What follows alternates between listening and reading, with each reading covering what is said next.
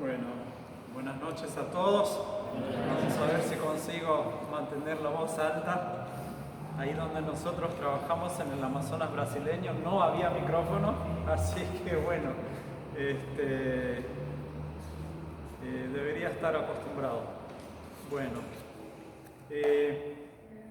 queremos hablar hoy justamente de este capítulo 4, que es un capítulo quizás uno de los más tristes, ¿no?, del Antiguo Testamento. Uno de los capítulos que es lamentable, ¿no?, porque vemos como un pecado que parecía bastante inofensivo, para decir así, a nuestros ojos, ahora termina multiplicándose en seriedad, ¿no? Encontramos en el último capítulo, en el capítulo 3, al final, encontramos a a Adán y a Eva expulsados, desterrados del huerto de Edén, y con esa maldición de la muerte sobre sus espaldas, ¿no? Ahí los encontramos y ahora están fuera del huerto de Edén, esperando con toda seguridad el cumplimiento de la promesa que Dios había dado en capítulo 3:15, donde Él dice que enviaría a una persona descendiente de la mujer que destruiría a Satanás y con ello acabaría con la maldición de la muerte. Y al tener hijos, al primer hijo que tienen lo llaman Caín. Caín significa llegar a adquirir o tener, llegar a tener. Y ella dice, Eva, cuando él nace, dice: por la voluntad del Señor he adquirido un varón. Hay comentaristas bíblicos que dicen que ya en la forma en que eso se expresa en hebraico, se nota que ellos están esperando el cumplimiento de la promesa de Dios. Están pensando, ¿será que es este? ¿No? Porque ellos no tenían cómo saber lo que nosotros sabemos hoy, ¿no? Que iba a demorar miles de años hasta que venga el Mesías prometido. Ellos no tenían cómo saberlo. Así que el primer hijo que nace será este, ¿no? Creo que nosotros tendríamos el mismo pensamiento. Nace Caín, el primer ser humano que nace, ¿no? Es el primogénito no solamente de la familia de Adán y Eva, sino que es el primogénito de toda la humanidad. Y la pregunta seguramente era, como ya dije, ¿será este el que acabará con la maldición de la muerte? Porque la muerte era una maldición con la que ellos salieron del huerto de Edén, ¿no? Y poco sabían los padres que esta simiente no sería el Salvador, el que salva de la muerte, sino aquel que multiplica la muerte, el primer homicida de la historia. La primera persona que nace en el mundo, pensemos en eso, llega a ser homicida. Terrible, en realidad. Pero esa es la consecuencia del pecado. Luego nace Abel. Nuevamente, algunos estudiosos bíblicos creen que es muy probable, por la forma en que está expresado, que Abel era mellizo, que eran mellizos en realidad, Caín y Abel. No sé si eso tiene mucho fundamento, pero hay algunos estudiosos bíblicos que creen que es muy probable por la forma en que está expresado. Y el relato no explica nada sobre el significado del nombre de Abel, pero lo identifica como hermano de Caín. Si vemos en el texto, dice hermano de Caín. Y es interesante que notemos eso de hermano de Caín, porque la palabra hermano en ese capítulo va a ser una palabra clave. Muchas veces va a volver a aparecer esa palabra hermano, ¿no? Cuando comienza ya la historia, ya nos cuenta que salta de su nacimiento al hecho de que ya son adultos y dice, Abel se dedicó a criar ovejas y Caín se dedicó a cultivar tierra. Es interesante que invierte el sentido, el orden. No menciona primero a Caín, sino que menciona primero a Abel. ¿Por qué? Porque enfatiza a Abel justamente porque Abel va a ser aquel que trae la ofrenda correcta, deseada por Dios. Y aquí en estas dos personas, en Caín y en Abel, nosotros vemos dos arquetipos y también dos tipos de sacrificios. Dice el texto, versículo 3, tiempo después, Caín presentó al Señor una ofrenda del fruto de la tierra. Abel también presentó al Señor lo mejor de su rebaño, es decir, los primogénitos con su grasa, según la Reina Valera. Acá hay algunas aclaraciones textuales que podemos hacer. Cuando al principio dice tiempo después, literalmente dice y fue desde el final de días. Nuevamente, algunos estudiosos bíblicos dicen que esa es una forma hebraica para decir que cuando se cumplió el tiempo, cuando llegó el tiempo que probablemente Dios había predeterminado para que sacrifiquen, fueron y trajeron una ofrenda. No es que se les ocurrió nomás, ¿no? Sino que probablemente Dios les había dado instrucciones, solo que nosotros no tenemos todos los detalles, obviamente, porque si no, el libro sería, no sé, como de grueso no lo podíamos atajar, ¿no? Si tendría todos los detalles adentro. Y después dice, Abel también llevó algunos de los primogénitos de sus ovejas. Otra traducción dice, de los mejores entre ellos, ¿no? Reina Valera dice, con su grasa. Otros traducen con los mejores entre ellos. ¿Por qué esa diferencia? Es porque un animal con grasa es un buen animal, es un animal sano, es un animal bueno, ¿no? Y entonces aquí, obviamente después vemos en el Antiguo Testamento que la grasa era para sacrificar al Señor y nunca estaban permitidos los israelitas para comerlo, sino que era sacrificio al Señor, pero también puede entenderse que simplemente significa que eran los mejores, las mejores crías entre las ovejas.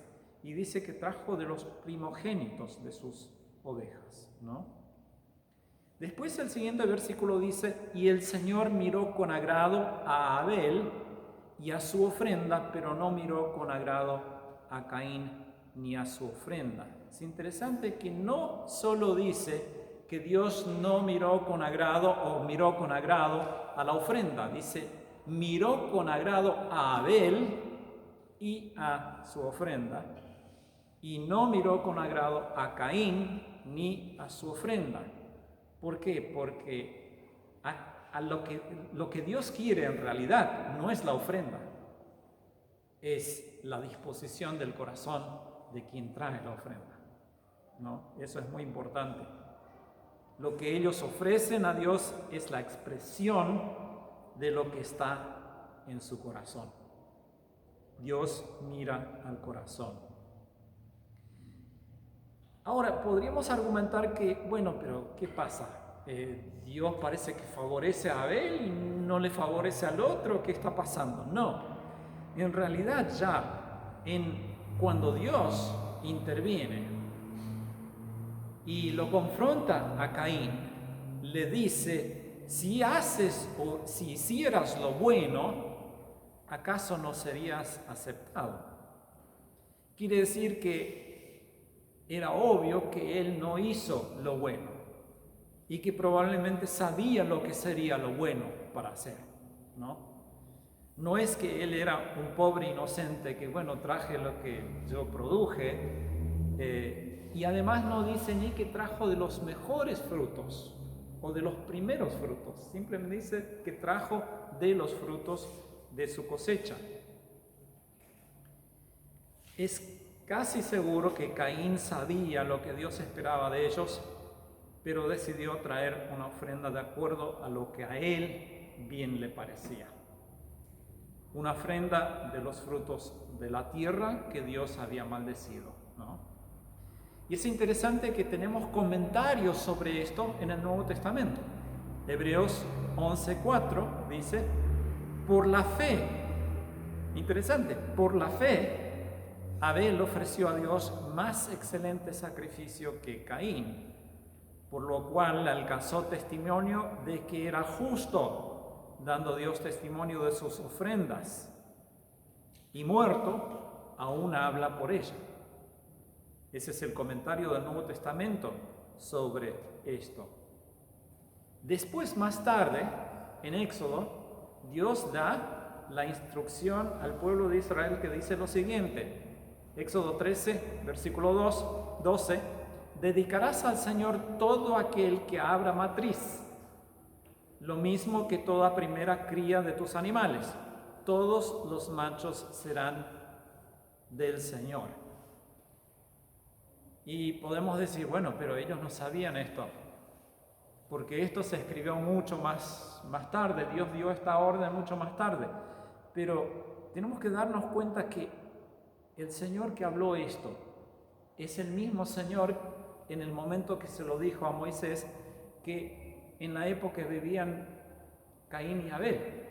Y es muy probable que Dios se lo había dicho ya a ellos también, porque recordemos que al principio de la humanidad el ser humano estaba en conversación con Dios, ¿no? Adán y Eva estaban en conversación, parece diaria, con Dios, con el Creador. Esto después se fue perdiendo con el tiempo. Por eso es muy probable que ellos ya sabían en realidad qué tipo de ofrenda debían traer. Y vemos aquí el arquetipo de aquellas personas que se presentan ante Dios con su propia justicia, ¿no? Hebreos nos dice que por la fe Abel trajo un sacrificio mejor y fue visto como justo delante de Dios, que es otra palabra clave en el Antiguo y en el Nuevo Testamento, la palabra de justo, ser hallado justo por Dios. Y esto es por la fe. Y Caín trae a Dios una vida en lugar de su vida. Caín trae lo que a él bien le parece. Él es el precursor de la persona cuya religión está definida por sus propios valores y definiciones y no los de Dios. Y la sociedad está llena de gente así.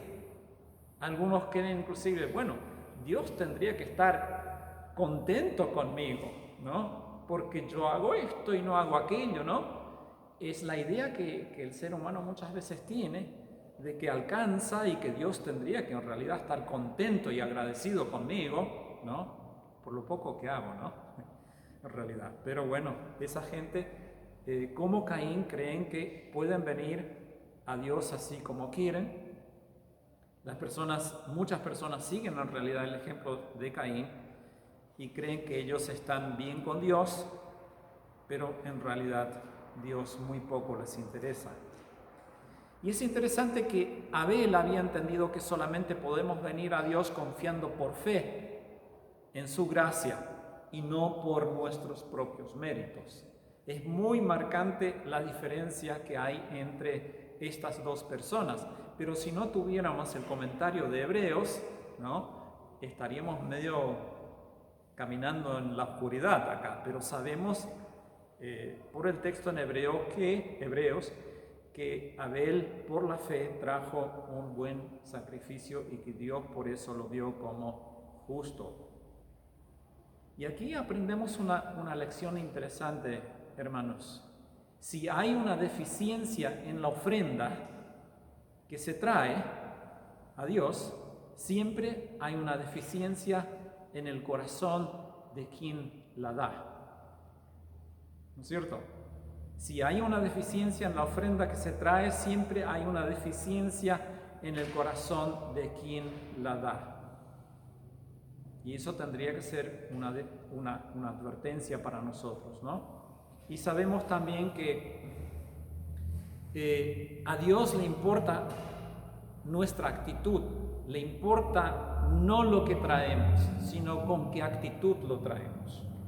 Por eso Jesús al ver, ¿se acuerdan de la historia? Cuando Jesús está mirando cómo están depositando sus ofrendas, los ricos, muchas cosas en el cofre ahí del templo, y viene la viuda esta, echas unas moneditas y dice que era todo lo que tenía. Y Jesús, ¿qué dice? Esta viuda dio más que todos los demás. ¿Por qué? Porque Dios ve el corazón del dador, no lo que Él da. A Dios le importa lo que nosotros somos en nuestro corazón, con qué actitud venimos a Él y no lo que en realidad le damos a Él. Porque en realidad todo lo que tenemos le pertenece a Él igual, ¿no? Tenemos un lamentable legado de Caín que hasta hoy lo tenemos en nuestra sociedad. Dice aquí que Caín se enojó mucho y que decayó su semblante. Caín ve lo peor en la situación, en vez de arrepentirse y pedir perdón, se hace el cínico y en vez de ser responsable, él le culpa a Dios. Le echa la responsabilidad a Dios y encima se enoja con Dios y se enoja con su hermano que no tenía nada que ver, ¿no? Y en Proverbios 19:3 dice una cosa muy interesante. Proverbios 19:3 dice: la necedad del hombre le hace perder el rumbo y para colmo su corazón se irrita contra el Señor. ¿No? Todo el tiempo es así. No se quiere saber nada con Dios. Pasa alguna tragedia. ¿Por qué Dios permite eso? ¿No? Y se enoja la gente con Dios cuando no se quiere saber nada de Dios. Hasta hoy el mundo vive con ese mismo legado de Caín. Dice, entonces el Señor le dijo: ¿por qué estás tan enojado? ¿Por qué andas cabizbajo? Si hicieras lo bueno, podrías andar con la frente en alto, o serías aceptado, dicen otras traducciones. Pero si haces lo malo, el pecado te acecha como una fiera lista para atraparte. No obstante, tú puedes dominarlo. Esas preguntas retóricas al principio, ¿por qué estás tan enojado? ¿Por qué andas cabizbajo? No es porque Dios no sabe, simplemente Dios le quiere decir: no tienes motivo para estar enojado, no tienes motivo para estar con la cabeza agachada, baja. Y le dice, en otras palabras, cuidado con el pecado. Está ahí como una fiera lista para saltar en ti. Así es el pecado, así es la tentación. Y le dice Dios, en otras palabras: si tú no dominas al pecado, el pecado te dominará a ti. Y eso todavía es un principio que es válido hoy todavía. Y gracias al Señor, gracias a su gracia y gracias al Espíritu Santo que tenemos, podemos dominar el pecado. No por nuestra fuerza, sino que con la ayuda del Señor. Si no luchamos contra el pecado, es otra enseñanza que aprendemos aquí, si no luchamos contra el pecado se va a apoderar de nosotros, no hay duda. Si abrimos una puerta, el pecado va a entrar, no hay dudas. Pero vemos a un Caín aquí que no quiere escuchar, no le importa absolutamente nada de lo que Dios le dijo. En ese momento ni le responde. Ya en su corazón parece que ya está germinando ese plan de matar a su hermano.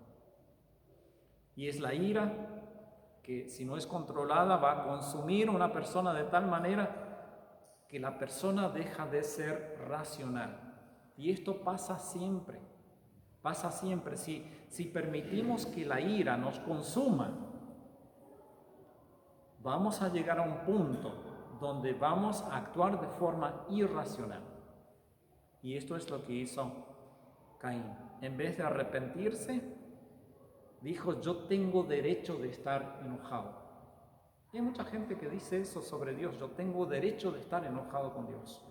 o con fulano de tal. Tengo derecho. Nadie tiene derecho de estar enojado. La ira, el orgullo lastimado, el justificarse a sí mismo como hizo Caín y el cinismo, que solo ve lo malo en los otros, son todos parientes muy cercanos. Estos pecados están todos relacionados uno con el otro. Caín está tan enojado, tan lleno de sí mismo, que ya en su corazón aquí comienza a maquinar, comienza a pensar lo que le va a hacer a su hermano. De Jesús sabemos que el pecado nace de nuestro corazón. No es la acción solamente el pecado, sino la acción en realidad comienza en nuestro corazón, en nuestra mente, ¿no? Y eso es lo que le pasó a Caín. Y el Señor le advirtió que tenga cuidado. Pero Caín no quiso saber nada de tener cuidado, quiso seguir adelante con su derecho, ¿no? Como mucha gente hoy también. Y Caín comete homicidio premeditado. Esto no fue un accidente, ¿no? Ya lo tenía planificado. Vamos al campo. La conversación no está, pero puede ser que Abel le haya dicho, ¿y qué quieres hacer? No, te quiero mostrar, ¿no? Casi seguro, ¿no? Que había alguna conversación así, porque si no, Abel no hubiera ido, ¿no? Si supiera lo que Caín estaba planificando. Así que es homicidio premeditado. Y es trágico que el primogénito de toda la humanidad mata a su propio hermano. El orgullo, la autosuficiencia, la ira, el ignorar la voz de Dios como lo hizo Caín, el justificarse a sí mismo, el dar rienda suelta a las emociones negativas, llevan al endurecimiento del corazón y Caín se transforma en el primer homicida de la historia de la humanidad. Y la historia se repite y se repite y se repite. Y el Señor le dijo a Caín, después de que lo mató a su hermano, ¿dónde está tu hermano Abel? Y él respondió, no lo sé. ¿Acaso soy yo el guardián de mi hermano? No sé. No soy el guardián de mi hermano, le dice. Son dos mentiras. Dos mentiras. Caín sí sabe dónde está su hermano y sí sabe que él es el guardián de su hermano, especialmente siendo él el primogénito, que tenía como obligación cuidar a su hermano menor. Así que nada de que no sé y soy yo el guardián de mi hermano. Sí lo sabía, sí sabía que él era el guardián de su hermano. Y el Señor le dijo, dice el texto, que ¿qué es lo que has hecho? Desde la tierra la voz de la sangre de tu hermano, nuevamente aparece la palabra hermano, me pide que le haga justicia. El Señor ya sabía. No le pregunta para saber, le pregunta para hacer que Caín piense y se arrepienta. Y aquí, interesante, tenemos otra vez una aplicación, una lección que se nos enseña sobre esto que aconteció aquí en el Nuevo Testamento. Eso es tan importante que nosotros siempre vayamos también al Nuevo Testamento a ver ¿qué dice el Nuevo Testamento sobre estos textos? Primera de Juan 2, 11 a 16. Juan nos dice, este es el mensaje que ustedes han oído desde el principio, que nos amemos unos a otros, no como Caín, que era del maligno y mató a su hermano. Tenemos otro comentario acá, Caín era del maligno, dice Juan. ¿Y por qué lo mató? Porque sus obras eran malas y las de su hermano eran justas. Hermanos míos, no se extrañen si el mundo los odia. Juan está diciendo, eso es normal que los odian, pero no es normal que el hermano odie al hermano. Eso es lo que está diciendo. Hermanos míos, no se extrañen si el mundo los odia. En esto sabemos que hemos pasado de la muerte a la vida, en que amamos a los hermanos. El que no ama a su hermano permanece en la muerte. Todo aquel que odia a su hermano es homicida. Y ustedes saben que ningún homicida tiene vida eterna permanente en él. En esto hemos conocido el amor, en que Él dio su vida por nosotros. Así también nosotros debemos dar nuestra vida por los hermanos. Acá Juan nos da una prueba. ¿Querés saber si soy verdaderamente nacido de nuevo? La prueba es: amo a mi hermano. Amo a mi hermano. ¿Qué dice? No lo digo yo, lo dice la palabra de Dios. El que no ama a su hermano permanece en la muerte. Así que vemos aquí una aplicación del Nuevo Testamento para nosotros sobre ese acontecimiento en el capítulo 4 de Génesis. Y otra aplicación que podemos sacar de esto es que nosotros también hoy somos el guardián de nuestro hermano. Nosotros tenemos una responsabilidad para con nuestro hermano en nuestra comunidad cristiana, en nuestras casas. Somos, sí, el guardián de nuestro hermano, pero ser el guardián de nuestro hermano no significa que tengamos que manejar la vida de nuestro hermano, ¿no? Hay lamentablemente personas que sí quisieran hacer esto todo el tiempo, ¿no es cierto? Manejar la vida de otros, ¿no?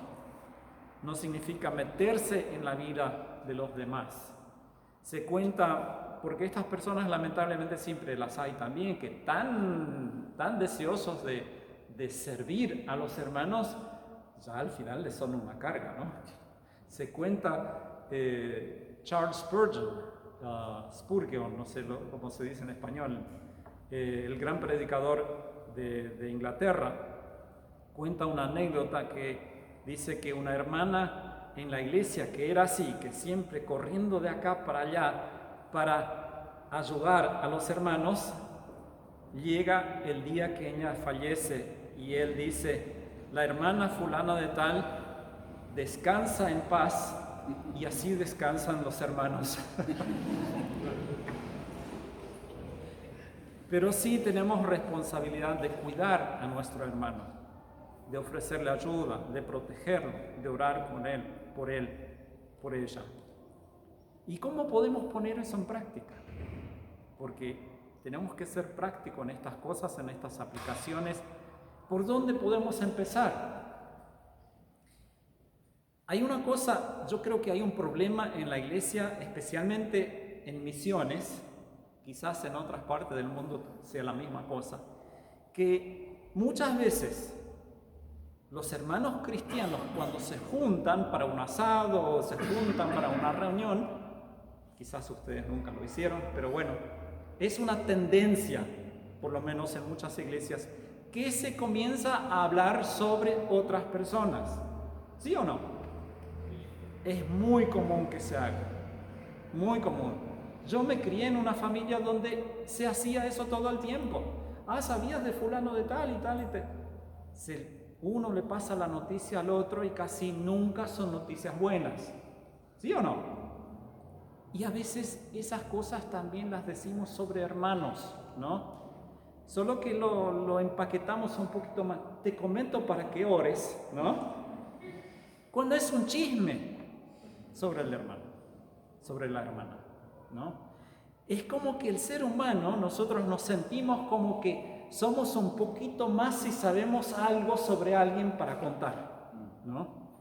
Y yo creo que el ser el guardián de nuestro hermano debería comenzar tal vez por ahí, de decir: yo me comprometo que no voy a hacer más eso, porque ¿qué estoy haciendo en realidad con eso, con los chismes?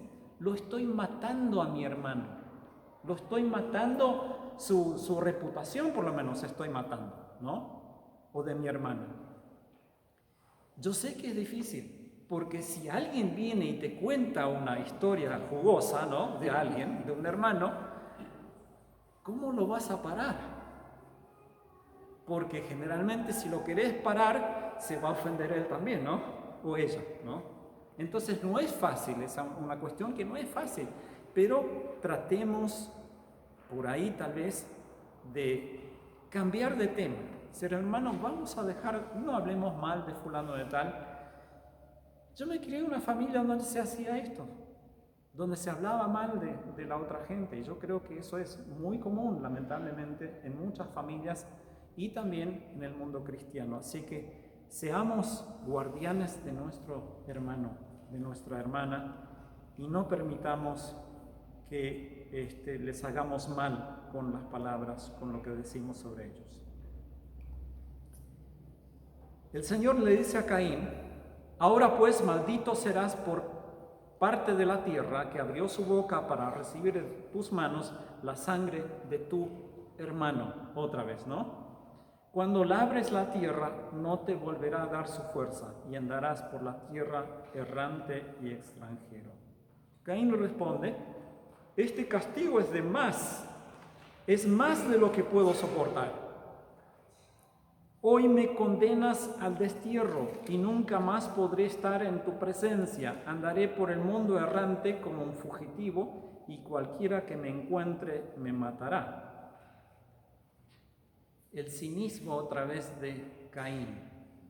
Esto es demasiado, no es justo. Tú me condenas. Apuntando el dedo a Dios. Tú me condenas. Tú impides que vea tu presencia. Andaré errante, cualquiera que me encuentre me matará. La responsabilidad por el pecado es de Caín, no es de Dios. Dios le advirtió que no lo haga, pero Caín no le obedece a Dios y ahora encima Caín le culpa a Dios, ¿no? Pero es interesante ver en este texto también que Dios otra vez interviene en la historia con su gracia. En la desgracia, Dios interviene en la desgracia con su gracia. Dice: pero el Señor le respondió: pues cualquiera que mate a Caín será castigado 7 veces. Y el Señor puso en Caín una señal para que cualquiera que lo encontrara no lo matara. ¿Y quién estaba ahí que cualquiera que lo encontrara? Bueno, es que Adán y Eva tuvieron otros hijos e hijas, eso recién nos dice el capítulo 5, pero tuvieron otros hijos e hijas, y estos obviamente también tuvieron hijos, y esta gente vivía 900 años, así que eventualmente había mucha gente, ¿no? Así que no nos asustemos con que, pero si no había nadie, ¿sí? Adán y Eva fueron expulsados del Edén, ahora Caín es expulsado al desierto. Caín es aislado de la tierra que trabaja, de su profesión, era agricultor, es aislado de su propia familia y es aislado de la presencia de Dios. Esto, queridos, es lo que el pecado hace. Es la consecuencia del pecado. Después vemos que el texto nos habla de los descendientes de Caín. No nos vamos a entrar mucho en detalle de eso, pero quisiera resaltar aquí a un nombre que está aquí, es Lamec, uno de los descendientes de Caín. Vemos que la depravación continúa en el linaje de Caín, ¿no? Vemos a la humanidad en decadencia con Lamec. Él es uno de los descendientes de Caín y es la primera persona que nos cuenta la Biblia que practica la poligamía contra los principios instituidos por Dios sobre el matrimonio en el capítulo 2. Y aquí tenemos la segunda poesía en la Biblia. ¿Se acuerdan la primera poesía de Adán? Ay, carne de mi carne, hueso de mi hueso. Todo con los ojitos con corazoncitos, ¿no? Esta es otra poesía, pero una poesía lamentable. Usa poesía para decir que maté al quien me ofendió y al otro que me empujó yo lo maté. Así nomás. Usa poesía para jactarse de lo que él había hecho. Trágico, ¿no? La decadencia de la humanidad. Y lo peor es que él usa la gracia que Dios le había concedido a Caín como excusa para sus homicidios. Dice: maté a un hombre por haberme herido y a un muchacho por golpearme. Si Caín será vengado 7 veces, 77 veces será vengado Lamec.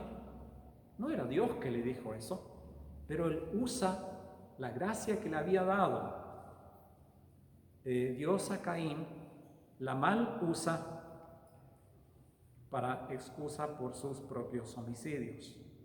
Es terrible. Hacia el final, la palabra de Dios dice: Adán volvió a unirse a su mujer y ella tuvo un hijo al que llamó Set, que significa concedido, porque dijo: Dios me ha concedido, no concebido, porque Dios me ha concedido otro hijo en lugar de Abel, al que mató Caín.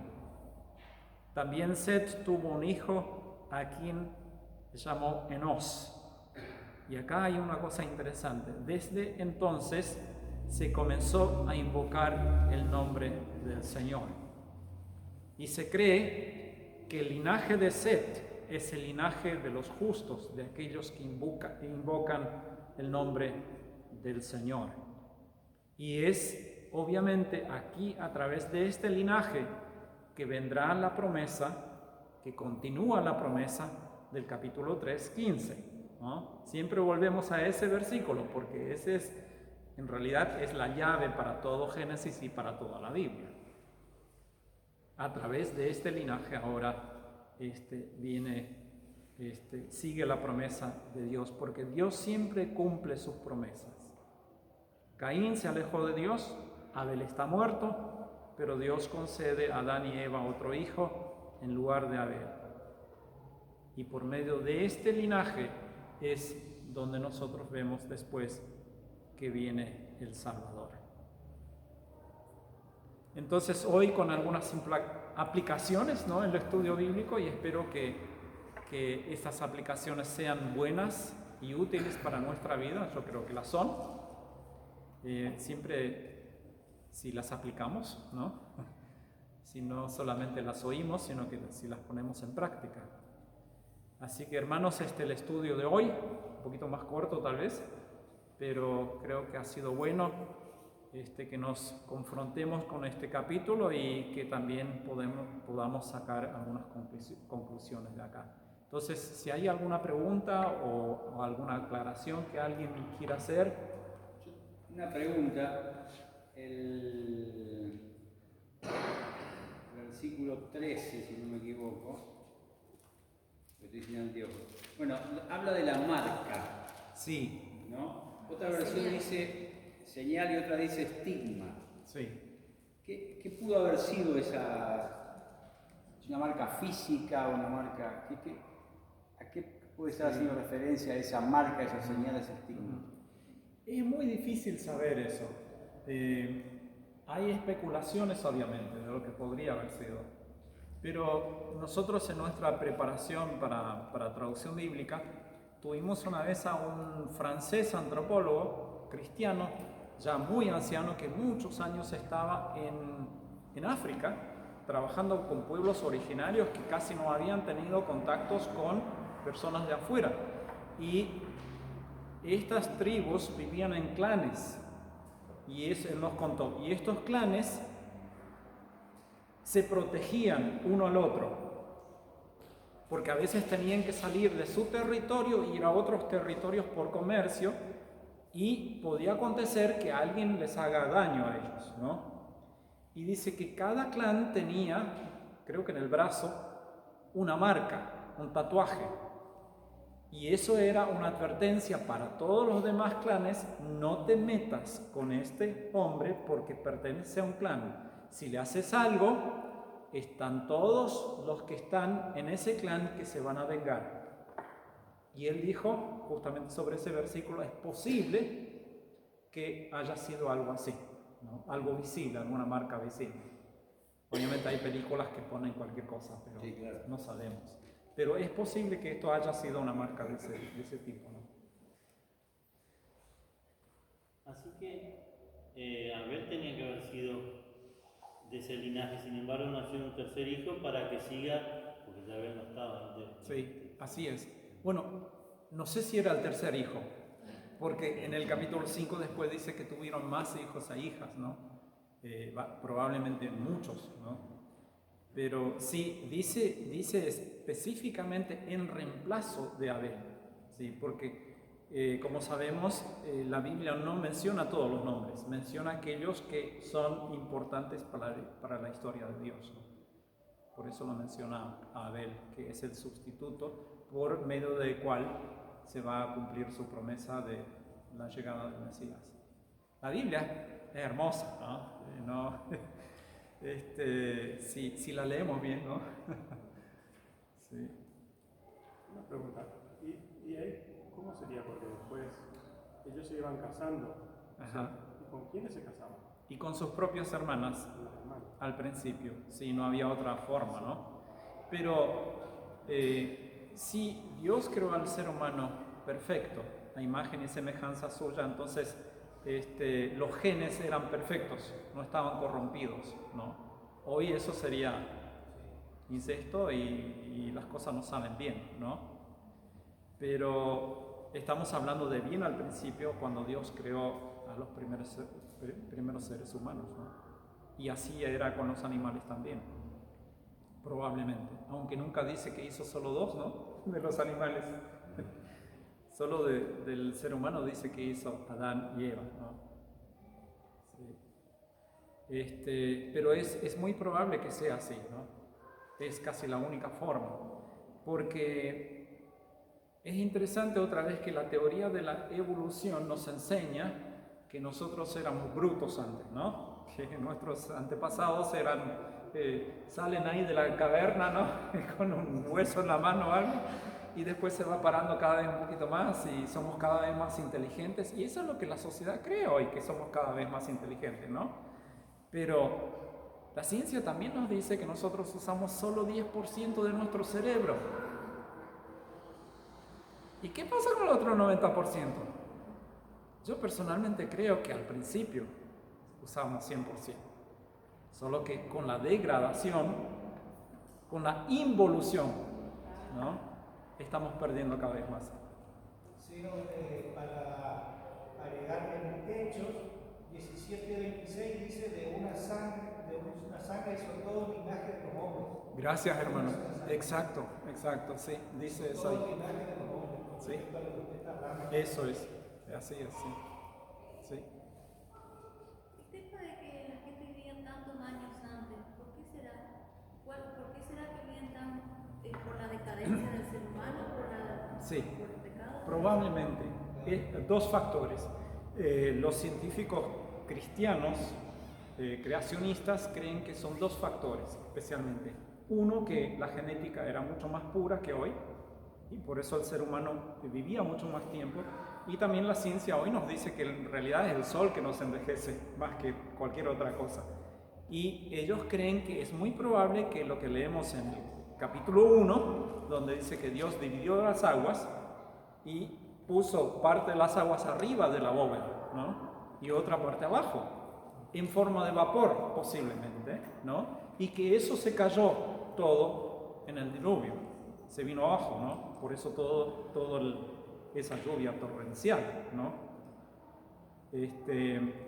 Ahí literalmente llovía a cántaros, ¿no?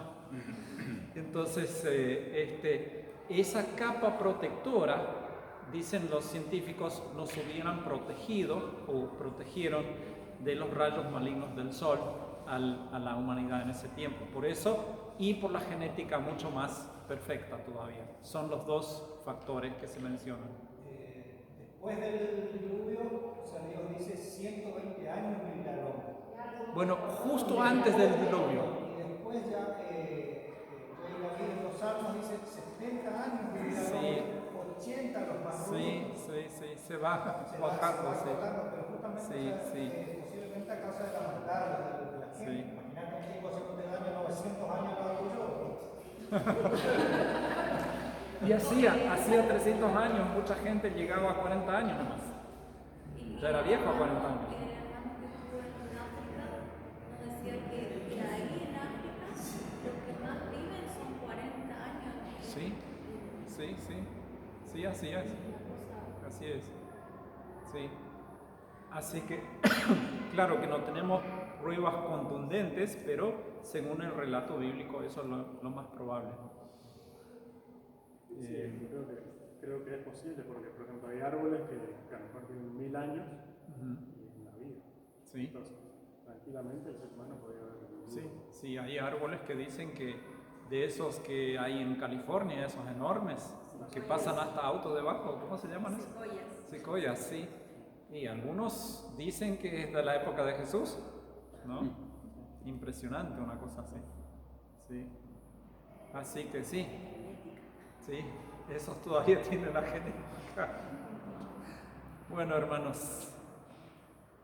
Sí, antes que me olvide, la última vez 2 personas preguntaron básicamente la misma pregunta. No me acuerdo bien cómo fue la pregunta, pero es más o menos esa pregunta que muchos nos hacemos, que del tema pasado, de la caída en pecado. Si Dios es omnisciente y sabe todo, sabe lo que va a pasar, ¿por qué permite el pecado? ¿No? Si ya sabe que van a pecar, ¿por qué pone el árbol ahí? ¿No?